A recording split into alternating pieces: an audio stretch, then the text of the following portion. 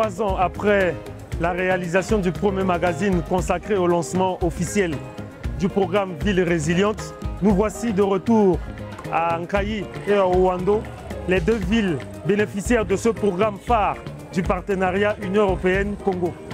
C'est ici l'occasion d'évaluer les progrès réalisés et de comprendre les défis à relever. Appui institutionnel, infrastructures et services d'assainissement, renforcement de la société civile, soutien aux initiatives locales. C'est ce que nous allons découvrir en compagnie des premiers concernés, les maires de Nkayi et de Ouando.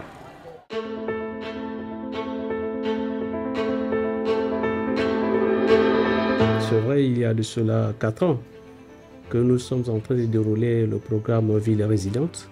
Alors aujourd'hui, il faut qu'on vous le dise, qu'il y a un bon retour. La population apprécie. Pourquoi? Parce que dans certains quartiers où ils étaient l'objet des inondations, ce n'est plus un fait vécu.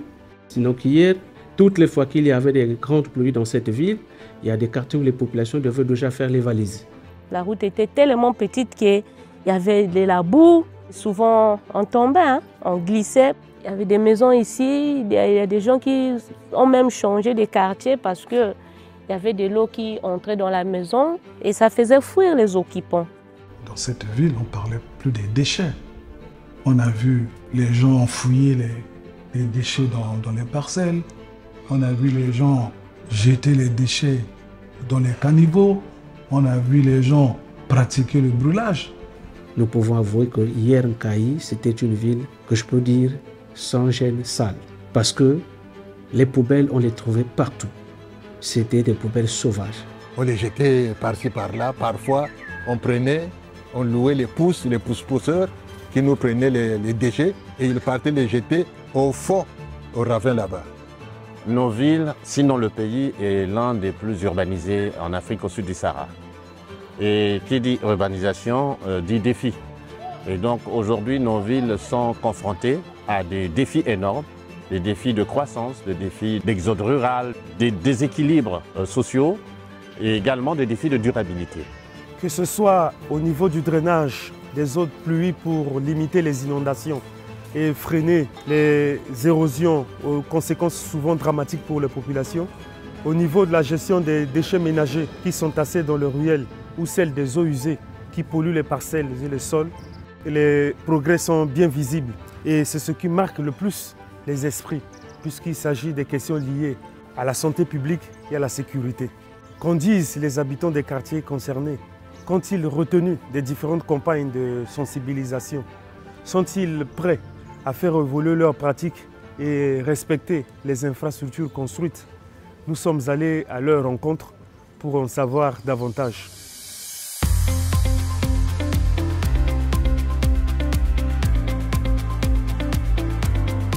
Donc ici, nous nous trouvons au cœur même du quartier Moanato. Hier, toute cette zone, c'était vraiment une zone qui était menacée par les inondations. Ces eaux-là déferlaient dans les parcelles et les véhicules ne pouvaient pas arriver jusqu'à ce niveau-là. Jusqu'en bas, là, on ne pouvait pas. Et aujourd'hui, avec le programme, vous constatez qu'on a construit la canalisation là. C'est des caniveaux très larges, je crois à une profondeur de 2 mètres. Et donc ça reçoit toutes les eaux en provenance de la ville là-bas, pour que ça soit finalement évacué dans la rivière d'Ivoba. C'est une érosion qui a été arrêtée net. Et ça a permis également aux habitations environnantes d'être sécurisées. Ouais. Voilà. Nous étions ici il y a près de 3 ans, mais ce n'était pas comme ça. Ben voilà, ouais. C'est pourquoi j'ai parlé entre-temps du vieux cliché. Oui. Par ici, c'était vraiment désolant. C'était vraiment désolant. Ben, ce citoyen que vous voyez là, il a clôturé là. Et il se dit, depuis chez moi, je peux prendre un taxi, arriver au cœur de la ville et revenir sans problème. Mais hier, c'était difficile. Aujourd'hui, c'est avec joie que la population a accueilli ces travaux-là. Tout ce que je peux dire est que vraiment, je suis vraiment ravie. On voyait que les dalettes seulement à Pointe-Noire, mais là, il y a des dalettes en Nkayi. Vous voyez qu'est-ce que ça fait? Vraiment, je suis très contente et je me promène facilement, même quand il y a la pluie, il n'y a plus de la boue. On ne pensait pas un jour qu'on va devenir comme ça, quoi. La route sera belle comme ça. Non, on n'avait pas l'idée, vraiment. toutes les zones de travaux sera pavée. Donc on ne peut pas s'inquiéter du fait qu'au jour où nous sommes en train de passer sur le terrain, d'autres secteurs sont encore en exécution des travaux.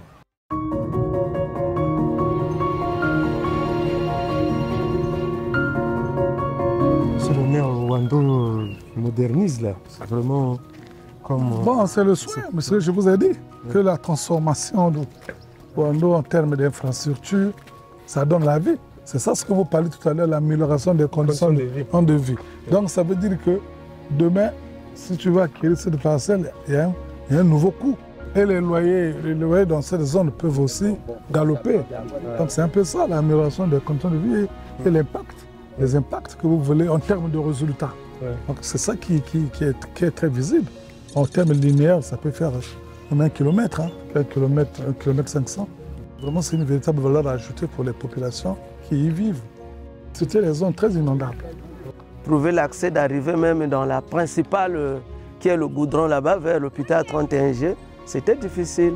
Nous sommes très contents de voir la réalisation de ces travaux. Même s'il pleut, on peut se promener sans problème. Bon, avant, vu qu'il y avait trop de mares d'eau, il y avait trop de l'herbe, bon, la saleté, il y avait ici, là, je n'avais pas la possibilité de m'installer ici, là, pour vendre. Mais depuis qu'on a fait des pavés et autres, je vends maintenant plus. C'était difficile que quelqu'un s'hasarde à aller ou même chercher à louer ou habiter ces quartiers. Aujourd'hui, avec les travaux de construction de cette ruelle, je crois que ce quartier-là a eu de la valeur. Et il y a même un monsieur qui entreprend et il y a une auberge un peu plus en bas là-bas. Moi, je crois que c'est vraiment salutaire.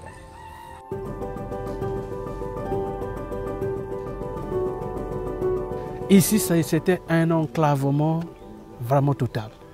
On ne pouvait pas se permettre de descendre même à ce niveau-là. Et c'était grave ici. Mais là, vous constatez que vraiment, c'est des travaux qui sont en cours d'être presque achevés et que l'érosion est en train d'être maîtrisée. Ces habitants-là, ces occupants-là, qui hier pouvaient se dire fini pour eux, qui n'avaient plus d'espoir d'y rester, là, ils sont comme déjà sauvés. Et avec la sécurisation du ravin, on peut dire que la population est vraiment aujourd'hui protégée. Vraiment ça, sincèrement, c'est du bon travail.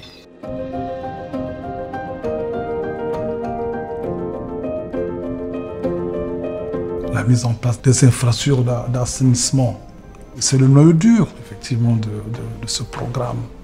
On a réalisé des atomes, il y en a 2 dans la ville. En même temps, il y a une grande décharge à 7 km de Wando sur 1 hectare. Et il faut le dire que la durée de vie de cette décharge est environ 20 ans. Donc c'est très moderne, c'est ce que même les grandes villes n'en disposent pas, ça il faut être fier de le dire. L'hygiène, c'est la santé. Il y a une prise de conscience collective. Donc, constater le changement quand na ba mapango, ba saleté, ba nini ya lisusu te. Ba la voirie na ba balabala ya lisusu te. Balabala est propre. Kasoki yo moko sali matiti te ko zala mbindo. Nous travaillons comme en connivence avec la mairie et la charge qui a été attribuée à la JUD, c'est la pré-collecte au niveau des ménages. À l'aide des chariots, nous collectons les ordures qui se trouvent dans les ménages, nous les transportons jusqu'ici. Une fois déversés au niveau de la tome, s'il y a un trop-plein, c'est la mairie qui délègue le véhicule pour les emmener vers la décharge publique. Le ménage qui a accepté de faire le tri à domicile, ce ménage ne paye plus comme celui qui fait un fourre-tout. Donc celui qui fait le tri, il ne paye que 500 francs. C'était notre décision, 500. Puisque 500, toute personne peut en avoir. Même si tu ne travailles pas, si tu fais seulement l'agriculture, tu n'as même pas de commerce, mais tu peux avoir 500. Makasa bakwanga, biloka fumé, tu tout, tu tiens Dans l'histoire de Wando, ça n'a jamais existé. Tout comme le service aussi, c'est avec l'arrivée de l'Union européenne que nous avons pu mettre un service approprié dans ce genre d'activité. Nous voulons que l'activité, d'abord l'activité de pré-collecte soit pérennisée, tout comme les infrastructures qui nous aident à faire notre activité. Le tri du déchet, c'est un mécanisme que nous avons initié dans le cadre du programme Ville Résiliente qui consiste finalement à réduire la quantité considérable de déchets à transférer à la décharge finale. Les usagers du service effectuent le tri à domicile, donc en séparant les déchets organiques des déchets non organiques. Et une fois que c'est rempli, on identifie tous les composteurs remplis, on met en place une équipe qui descend dans les quartiers pour vidanger, récupérer en fait ces déchets stockés dans les composteurs. Et ces déchets sont ramenés au niveau de l'ACVOM pour la continuité du tri et la valorisation en compost au niveau de l'ACVOM. Vraiment, au niveau des ménages, au début, ce n'était pas facile. Tu sais, la population était habituée à mélanger les déchets. Mais vous venez leur dire que désormais, il faut séparer les déchets. Il faut mettre les déchets biodégradables dans la caisse pour, au finish, avoir du fumier. Le fumier, là, vous pouvez utiliser ça là, dans le maraîchage. Et les non biodégradables, c'est-à-dire les sachets, les bouteilles, tout ce qui ne pourrisse pas dans des bacs. Au début, ce n'était pas facile. Mais vraiment, on a multiplié des descentes. On passait de ménage à ménage pour voir les aider à faire le tri. Mais là, vraiment, on a des ménages qui trient bien les déchets. Renaduc ici ne valorise pas seulement que les déchets organiques dans le sens d'obtenir le compost. Mais il y a aussi une portion de déchets biodégradables, mais secs, qui sont transformés en énergie. Donc aujourd'hui, on a par exemple les pelures de manioc, les coques d'arachide, les épis des maïs, qui sont stockés aussi à notre espace dédié pour le séchage, la carbonisation et la transformation en charbon écologique. Bon, mais ici, c'est la décharge finale. La mairie, avec les enjeux que nous avons là, notamment les bennes et la tractopelle, s'occupe de l'enlèvement de ces ordures-là des atomes pour la décharge finale. Donc c'est d'ici que les ordures viendront être déversées. Quand la ville est propre, nous sommes aussi en paix. Il n'y a pas aussi beaucoup de maladies. Il y a moins de cas de décès liés au paludisme dans notre ville parce que la ville devient propre.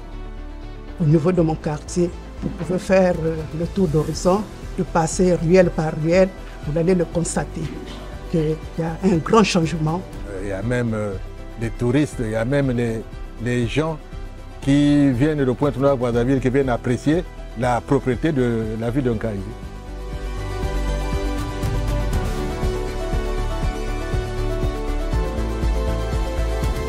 Aujourd'hui, nous sommes l'une de ces rares villes à disposer des toilettes aux standards d'hygiène acceptés et acceptables dans toutes nos écoles publiques.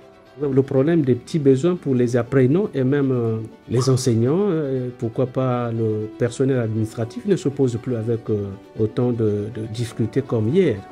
Nous avons plusieurs produits que nous proposons aux ménages. Nous avons des kits VIP, donc une toilette simple. Celui-là, la participation du ménage s'élève à 49 000 francs.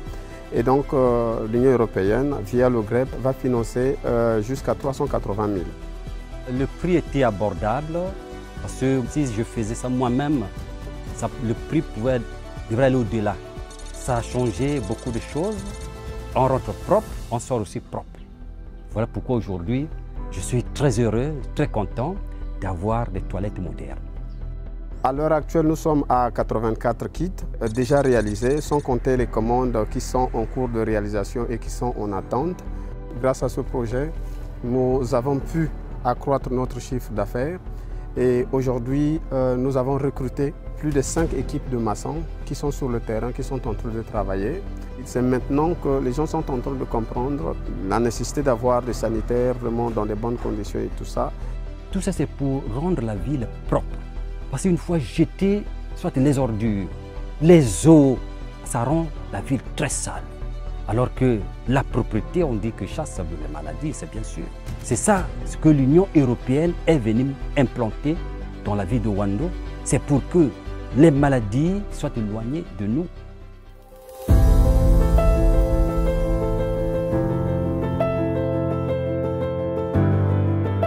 Le programme Ville Résiliente a introduit de nouveaux concepts de gouvernance locale avec la création dans chacune des communes des organes de concertation visant un meilleur climat de dialogue entre les municipalités et leurs administrés.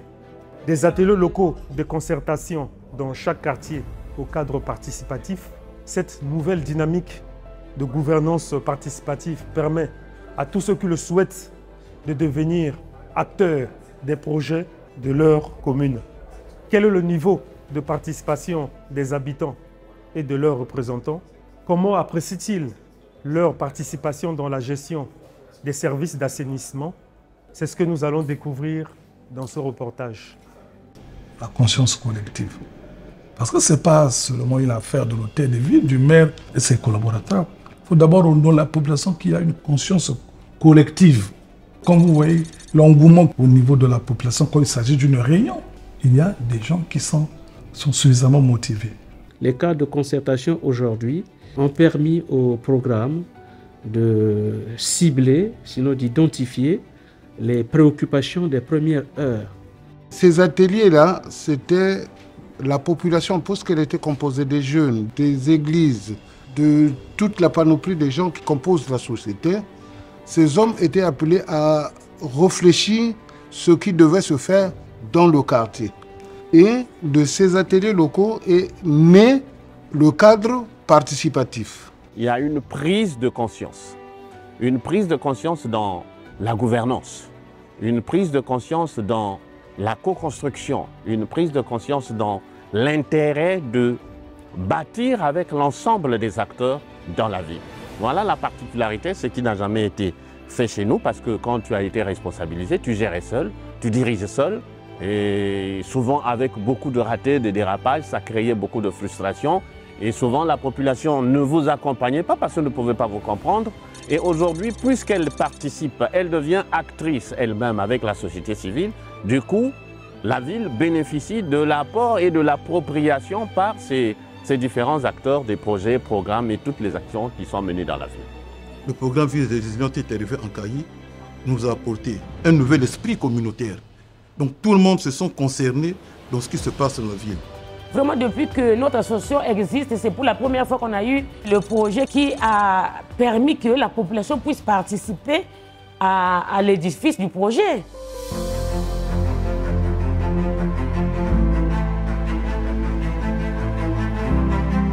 Les organisations de la société civile sont des acteurs clés du processus de développement local. C'est pourquoi 2 d'entre elles ont été associées à la mise en œuvre du programme Ville Résiliente, ACP à Ouando et AFDB en Kayi. Par ailleurs, le budget participatif a permis aux associations locales de réaliser près de 50 micro-projets pour la salubrité et l'embellissement des 2 communes. Retrouvons-les sur le terrain pour constater les résultats de leurs actions. Nous sommes des originels de la ville. Notre travail consistait à animer. Si je prends un exemple sur la gestion des déchets, il fallait leur expliquer ce que signifie un déchet, le cycle des déchets, quelles sont les conséquences que provoquent les déchets. Le GRET nous a accompagnés dans le renforcement des capacités des membres de l'ACP. On les a formés comme des animateurs et les animateurs se sont déployés sur le terrain pour faire l'animation sur les eaux usées et ensuite sur la gestion des déchets solides. C'est plus de 2000 ménages qui ont été sensibilisés. Quand il s'agit de l'approche orientée vers le changement, il y a des femmes qui ont été formées sur cette approche qui peuvent vraiment sensibiliser la population. Nous avons été bénéficiaires du programme Ville Résiliente et nous avons mené 7 activités. Et parmi les 7 activités, nous avons dû mettre l'accent sur la sensibilisation au niveau de la jeunesse. Le message porté, c'était d'abord que toutes les saletés produites dans les écoles, il ne fallait plus qu'on les déverse au milieu de la cour. Donc on a incité les responsables des écoles à mettre en place des bacs à ordures. Et il fallait passer de classe en classe et on l'expliquait comment faire d'abord le tri à l'école et une fois à la maison, si c'était possible, de faire aussi ce tri-là. Et les élèves ont bien compris le message. Il est vrai que la sensibilisation, c'est un travail de longue haleine, mais nous avons déjà commencé ce travail et les populations nous ont facilité aussi la tâche, dans ce sens qu'elles ont, dans tous les quartiers de Ouando, adhéré à nos sensibilisations. Il y a ensuite le service de pré-collecte qui est venu prendre le relais, et donc la population est déjà sensibilisée donc, dans la gestion des eaux usées et des déchets. Et donc ce service n'a pas eu de difficultés pour pouvoir trouver des abonnés au niveau des ménages. Ces micro-projets ont touché presque tous les domaines. Dans les écoles, il y a eu des latrines modernes. Dans le domaine de la santé, il y a eu la réhabilitation des centres de santé intégrés. Il y a eu des forages, des ceintures maraîchères. Le GRADES a postulé sur l'initiative 13 portant curage du caniveau. Nous avons curé 14 avenues, 9000 mètres linéaires. Le nombre d'arbres plantés sur le délit, nous on a fait 282 plants. Il y a l'acacia manium et le mantalis. Une ville comme Nkayi, avec la présence de ces arbres, ça va nous aider avec l'écosystème bien sûr, parce que l'arbre empêche les vents violents et ça favorise aussi les pluies. Ces arbres sont en train de gagner de la taille et les jours à venir, c'est notre vie qui sera très verdoyante et attrayante et nous aurons de l'ombre donc que nous allons offrir aux citoyens.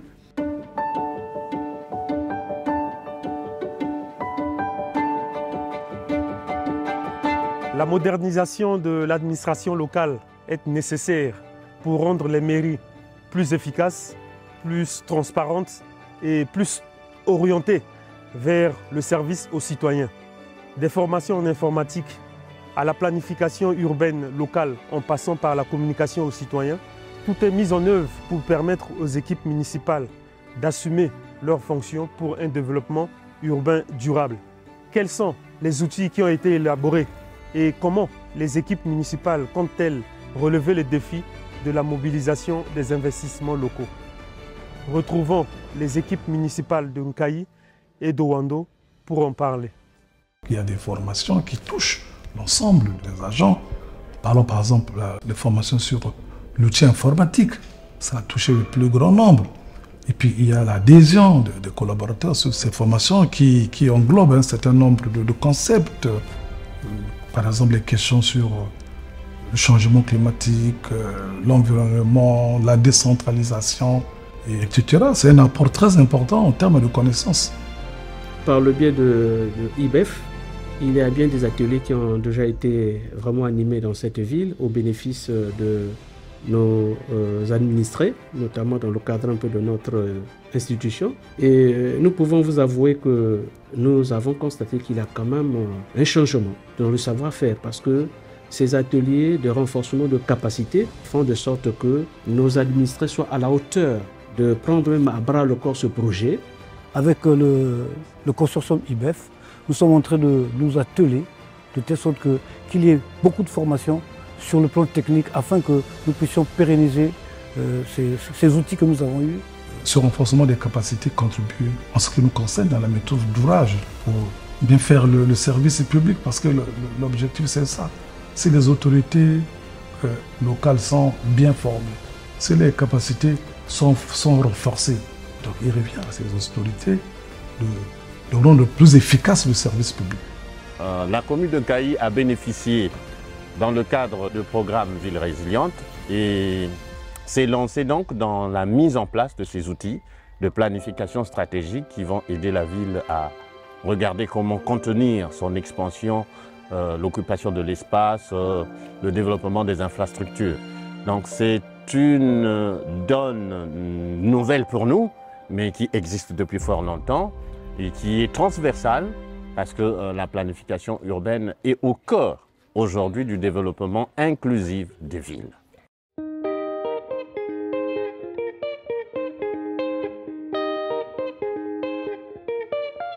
Comme nous venons de le voir, des progrès ont été faits pour améliorer les conditions de vie des habitants et renforcer l'attractivité de ces deux communes, de la Cuvette et de la Bouenza. Si de nombreux défis subsistent, notamment la pérennisation des ouvrages et des services à la fin du programme, toutes les parties prenantes ont la volonté de faire de Nkayi et d'Owando des pôles de développement socio-économique, des modèles de résilience et des exemples pour les autres villes secondaires congolaises. Le fait que la ville bénéficie de ces actions-là, de ce grand projet très ambitieux, il y a bien des opérateurs qui viennent s'installer et automatiquement ça donne de l'emploi à la population locale. Nous savons que le projet Ville Résiliente va bientôt prendre fin et nous sommes en train de réfléchir comment pérenniser les acquis. Et je crois qu'avec la nouvelle conscience des populations, nous avons foi en l'avenir. Nous savons que nous sommes bénéficiaires de ces structures, de ces infrastructures. Nous devons donc préserver ces infrastructures. Cela va de notre santé. Et si aujourd'hui chacun se préoccupe de cette gestion des déchets, chacun se préoccupe de ne plus faire comme hier, nous pensons que nous aurons déjà fait quelque chose pour notre ville. J'appelle donc les habitants de Ouando à prendre conscience de tout cela, à s'approprier ces ouvrages et que ça ne devrait pas être quelqu'un d'ailleurs qui viendrait pour les maintenir. C'est nous, habitants de Ouando.